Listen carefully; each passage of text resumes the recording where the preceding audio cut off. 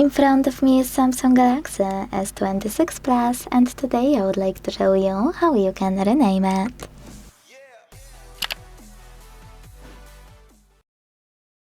First of all, go into Settings and scroll all the way down.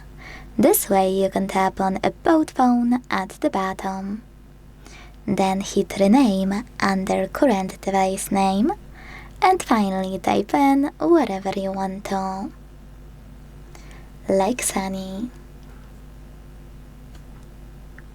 When you're done, just tap on Done button on the right and wait.